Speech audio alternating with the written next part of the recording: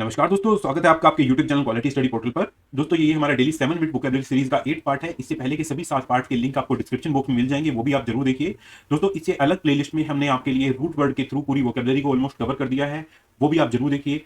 आप दोस्तों all India का कोई भी कॉम्पिटेटिव एग्जाम दे रहे हैं जिसमें आपकी इंग्लिश वोकैबुलरी आती है, तो ये सीरीज आपके लिए बहुत ज्यादा हेल्पफुल है। इसमें हमने सभी आपकी रेफरेंस बुक्स और प्रीवियस ईयर क्वेश्चंस को ध्यान में रखते हुए कंटेंट को तैयार किया है। तो अगर एक बार आप हमारा कंटेंट पूरा देख लेते हैं, उसको अच्छे से रिवाइज कर लेते हैं, तो आप निश्चिंत हो जाइए, आप किसी भी क्वेश्चन को कर पाएंगे। और जिस तरीके से हमने आपको प्रेजेंट किया है इमेजेस के थ्रू या ट्रिक्स के थ्रू, वो आप लंबे समय तक याद कर पाएंगे। तो चलिए दोस्तों स्टार्ट करते हैं। दोस्तों, आज का पहला हमारा जो इडियम है वो है बेकर डजन। दोस्तों, बेकर क्या होता है? जो बेकरी में काम करते हैं उनको हम बोलते हैं बेकर। बेकरी क्या होती है? जहाँ पे हम ब्रेड्स और केक्स वगैरह बनते हैं, उनको बोलते हैं हम, उसको बोलते हैं हम बेकरी। और दोस्तों, डजन का मतलब होता है, आपने हिंदी में वर्ड सुना होगा दर्जन। जैसे हम एक दर्जन केले खरीदते हैं, तो दर्जन का मतलब होता है हमारा 12। ओके, लेकिन बेकर डजन का मतलब क्या होता है हमारा? संख्या में 13। ये आप ध्यान रख लीजिए। तो ऐसा क्यों होता है दोस्तों? जब स्टार्टिंग में इंग्लैंड में क्या हुआ कि अब आप सोचिए दोस्तों कि जैसे आप ब्रेड्स बेच रहे हैं, आपने डिसाइड किया कि मैं एक दर्जन जो ब्रेड्स बेचूंगा उसका मेरा प्राइस इतना होगा। ओके, अब ऐसा हो सकता है कि कुछ लोगों के मन में ओवर द टाइम ऐसा आया होगा कि कुछ लोगों ने अपना प्रॉफिट बढ़ाने के लिए छोटे छोटे ब्रेड्स बनाने शुरू कर दिए होंगे। ब्रेड्स हैं, उनका साइज स्मॉल कर दिया होगा। अब क्या हुआ कि गवर्नमेंट को ये बात पता चली। गवर्नमेंट ने बोला कि एक डजन जो आपका ब्रेड्स होंगे उनका वेट फिक्स कर दिया कि उसमें मान लो कि आपके 2 पाउंड हो सकते हैं। ओके, 2 पाउंड से कम नहीं होना चाहिए, उसका मिनिमम वेट 2 पाउंड होना चाहिए। तो अब अगर ऐसा हो कि अगर 2 पाउंड से कम हो गया, तो जो आपका बेकर है उसके ऊपर बड़ी हैवी पेनल्टी लगा दी गई है। तो इस पेनल्टी से बचने के लिए बेकर्स ने क्या किया कि 12 की बजाय एक एडिशनल ब्रेड देना शुरू कर दिया कि चलो अब कुछ भी होगा, बट हमारा जो वेट है वो जो गवर्नमेंट ने डिसाइड किया हुआ है उससे कम नहीं होगा। तो सिर्फ यहाँ से इसकी स्टार्ट हुई कि एक एडिशनल ब्रेड देना शुरू कर दिया। जैसे आप भी अभी कभी देखते होंगे कि हम सब्जी वगैरह लेने जाते हैं तो वो थोड़ा सा एक्स्ट्रा सब्जी दे देते हैं। ऐसा आपने बहुत जगह पे देखा होगा। तो ये ऐसे स्टार्ट हुआ था दोस्तों। अब इसका एग्जांपल देख लेते हैं। Shopkeeper give me bakers dozen but charge only for 12। मतलब शॉपकीपर ने मुझे पैसे तो 12 ब्रेड्स के लिए हैं, लेकिन उसने मेरे को 13 ब्रेड्स दिए हैं। तो चलिए दोस्तों आगे देखते हैं। नेक्स्ट है हमारा back the wrong horse. Okay दोस्तों, back the wrong horse. Back back का क्या मतलब होता है? जैसे आपने कभी सुना होगा कि तुझे पता है मेरी बैक कहाँ तक है, मेरे बैक में कौन लोग खड़े हैं। मतलब बैक का मतलब हम लगाते हैं समर्थन से। मतलब जैसे अगर मैं, मेरे पीछे किसका हाथ है, वो वाली बात कहते हैं। ठीक है, तो back the wrong horse. Wrong horse का मतलब होता है दोस्तों, पहले हम बैक द रोंग हॉर्स का कंप्लीट मतलब देखते हैं, एक्चुअल मतलब क्या होता है। देखिए, बैक द रोंग हॉर्स का मतलब होता है किसी गलत व्यक्ति, वस्तु या विचार का समर्थन करना। ओके, बस इतना ही होता है इसका मीनिंग। अब देखते हैं कि ये आया कैसे। दोस्तों, पहले आपको पता है कि अभी भी होती है कि रेस हॉर्स होती थी, और उसमें आपने अगर किसी ऐसे घोड़े पर सट्टा लगा दिया जिस जो नहीं जीता, तो उसको बोल देते थे कि मैंने आज गलत घोड़े पे दाव लगाया। तो इसका एग्जांपल देख लेते हैं। He back the wrong horse in the election and his candidate lost the landslide, lost by a landslide. Okay, इसका क्या मतलब हुआ कि जैसे कोई एक पार्टी है, उसने किसी ऐसे बंदे को टिकट दे दी जो नहीं जीता, तो उसके लिए बोला गया है कि he back the wrong horse in the election and candidate lost by landslide. Landslide का मतलब है कि बहुत बड़े मार्जिन से जीतना। Back to back. दोस्तों, बैक टू बैक का मतलब क्या होता है कि जैसे एक काम हुआ है अभी, उसके तुरंत बाद दूसरा काम कर दिया आपने, उसको बोलते हैं बैक टू बैक, बिना किसी रुकावट के। तो जैसे इसका हम एग्जांपल लेते हैं कि जैसे कोई एक एथलीट है, उसने पहले एक गोल्ड मेडल जीता, सेम ओलंपिक में उसने दूसरा गोल्ड मेडल जीत लिया, उसको बोलते हैं दोस्तों back to back, happening one after another without interruption. Okay, अब इसका एग्जांपल देख लेते हैं। After hard work he is qualifying exam back to back. यानी कि कोई पर्सन है जिसके बारे में हम बात कर रहे हैं, उसने क्या किया, बहुत अच्छे से मेहनत की, और उसके बाद वो कॉम्पिटेटिव एग्जाम्स को एक के बाद एक के बाद एक के बाद क्लियर कर रहा है। लाइक उसने सीजीएल भी क्लियर कर दिया, उसने बैंकिंग का भी कुछ क्लियर कर दिया, या फिर उसने सीजीएल 2025 का भी क्लियर कर दिया, 2024 का भी क्लियर कर दिया। इसको बोलते हैं बैक टू बैक। दोस्तों, बैक टू बैक का एक और मीनिंग होता है, इसका मतलब होता है कि जब हम ऐसे कमर किसी के साथ लगा के बैठ जाते हैं, ऐसे जैसे कमर मिला के ये दोनों लोग बैठे हुए हैं, उसको बोलते हैं बैक टू बैक बैठना। लेकिन ये सिर्फ और सिर्फ बैठने से रिलेटेड होगा। आप कभी पे भी कहीं पे भी दोस्तों इंग्लिश का कुछ ऐसी जो चीजें आएंगी वो मैं आपको बताता रहूंगा। जब भी आप देखेंगे तो आपको मीनिंग देखना है कि सेंटेंस में उसका एक्चुअल में मीनिंग क्या आया हुआ है। ओके, पास पास बैठना, विपरीत दिशाओं की ओर मूव करके, उसको बोलते हैं बैक टू बैक बैठना। Sitting close and facing in opposite direction. Okay, example देखते हैं। They were sitting back to back. Okay, next है आपका back to the square one. दोस्तों, इसका back to the square one का मतलब क्या होता है कि आपने कोई काम स्टार्ट किया, आप उसमें एक जगह तक पहुंच गए।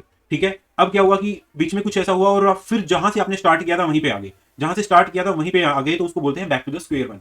इसको आप कैसे याद रख सकते हैं दोस्तों, जैसे आपने देखा होगा कि एक सांप सीढ़ी का खेल होता है, आपने देखा होगा स्नेक एंड लेडर का खेल होता है, उसमें कई बार क्या होता है कि बिल्कुल आप 99 पे ऐसे यहाँ पे पहुंच चुके होते हैं, जैसे आप 99 पे यहाँ पे पहुंच चुके हैं और आप को एकदम सांप वाले आप स्क्वायर पे आ जाते हो, तो बिल्कुल आप ऐसे ऐसे ऐसे ऐसे करके जहां उसकी पूछ होती है 8 9 या फिर 1 नंबर पे वहां पे पहुंच जाते हो। इसको बोलते हैं back to the square one, यानी कि जहां से आपने स्टार्ट किया था वहीं पहुंच गए। इसका एग्जांपल देखते हैं दोस्तों। After months of works on the project a critical error forced us back to square one. मतलब आपने महीनों तक काम किया, उसके बाद प्रोजेक्ट में कोई क्रिटिकल एरर आई, उसकी वजह से आपने जहां से स्टार्ट किया था वहीं पे आप दोबारा पहुंच गए।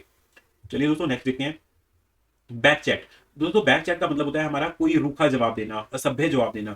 और ये मोस्टली किस केस में होता है, जहां पे कोई जूनियर किसी सीनियर को ऐसे कुछ बोल रहा हो, ठीक है, या फिर कोई पर्सन अपने से हायर अथॉरिटी वाले बंदे को बोले, उसको बोलते हैं। जैसे आपने घर में देखा होगा कि कोई बच्चा है, ओके, कोई चाइल्ड है और वो अपने पेरेंट्स को ऐसे जवाब दे दे, ओके, पेरेंट्स को ऐसे बोले तो उसको बोलते हैं बैक चैट। या फिर कोई स्टूडेंट है वो अपने टीचर को बोल दे, यानी कि देखिए यहाँ पे जो लोअर अथॉरिटी वाला बंदा है वो हायर अथॉरिटी वाले बंदे को बोल रहा है। ये कभी भी आपको ऐसे नहीं मिलेगा कि एक फ्रेंड ने दूसरे फ्रेंड को बोल दिया, ओके, फ्रेंड्स वाले केस में हम इसको यूज नहीं करेंगे। इम्प्रूडेंट एंड डिसरिस्पेक्टफुल रिप्लाई, इसका एग्जांपल देख लेते हैं। The student was punished for giving back check to the teacher. Student ने टीचर के लिए असभ्य जवाब दिया, रूखा जवाब दिया, तो इसके लिए उसको पनिशमेंट मिली। बैक सीट ड्राइविंग, ओके दोस्तों, बैक सीट ड्राइविंग का मतलब क्या होता है, देखिए आपने बहुत बार ऐसा देखा होगा कि हमें से कोई गाड़ी चला रहा होता है और फैमिली मेंबर या कोई भी हमारा ऐसा फ्रेंड होता है जो पीछे से बोल रहा होता है चला के, अरे थोड़ा स्लो चलाओ, अरे थोड़ा फास्ट चलाओ, अरे यहां से निकाल लो, अरे वहां से निकाल लो, अरे थर्ड गियर शिफ्ट करो, अरे ब्रेकर आ गया है, ये आ गया है। तो इस कंडीशन को बोलते हैं हम बैक सीट ड्राइविंग। अब इसका एक्चुअल में मीनिंग क्या होता है कि कोई पर्सन है वो क्या कर रहा है, नियंत्रण लेने की कोशिश कर रहा है, ओके, भाई जो पर्सन का जो गाड़ी चला रहा है उसको नियंत्रित करने की कोशिश कर रहा है, ओके, कैसे करके, उसको कोई अनचाही सलाह देके, मदद देके, या फिर क्रिटिसाइज करके। कई बार ऐसा भी होता है हम बोल रहे होते हैं अरे तेरे को तो गाड़ी नहीं चलानी होती, कई बार हम उसे सलाह दे रहे होते हैं, ठीक है।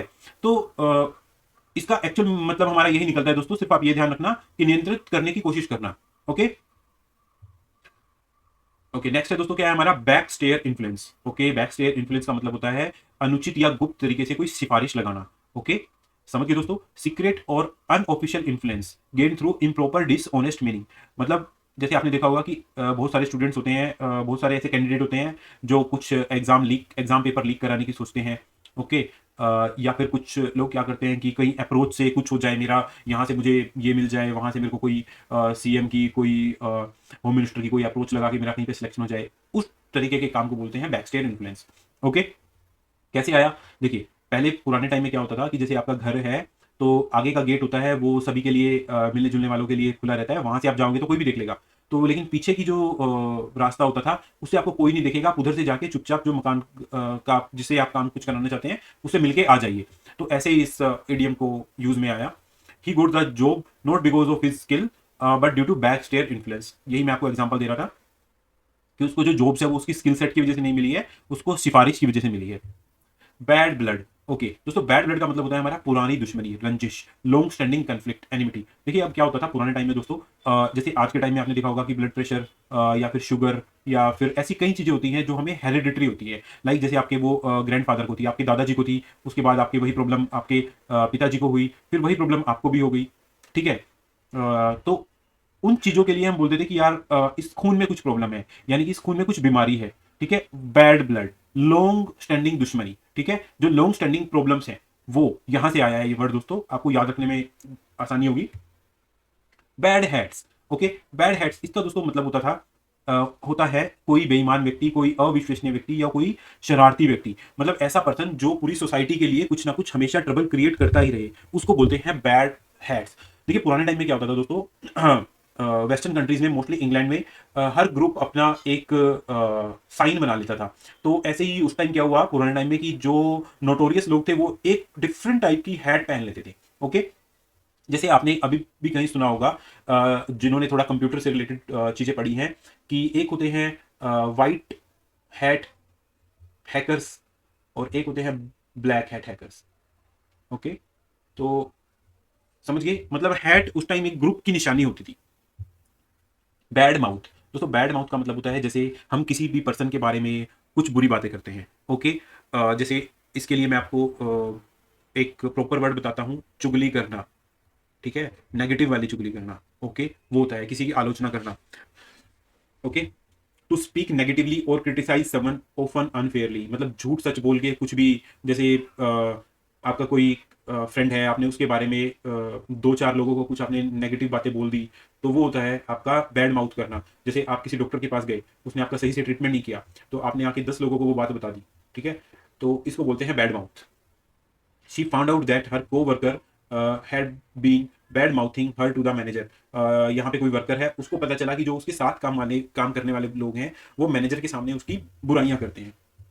दोस्तों यहाँ तक वीडियो को देखने के लिए धन्यवाद। दोस्तों प्लीज़ हमारी वीडियो को लाइक कीजिए, अगर आपको कोई भी इशू है तो आप कमेंट कीजिए, और आप प्लीज़ हमारे चैनल को सब्सक्राइब कीजिए, अपने दोस्तों के साथ शेयर कीजिए। दोस्तों ये हमारे लिए बहुत ज़्यादा मोटिवेटिंग होगा, हम और एफर्ट डाल के अच्छे से अच्छा कंटेंट आपके लिए लेके आएंगे। Thank you friends.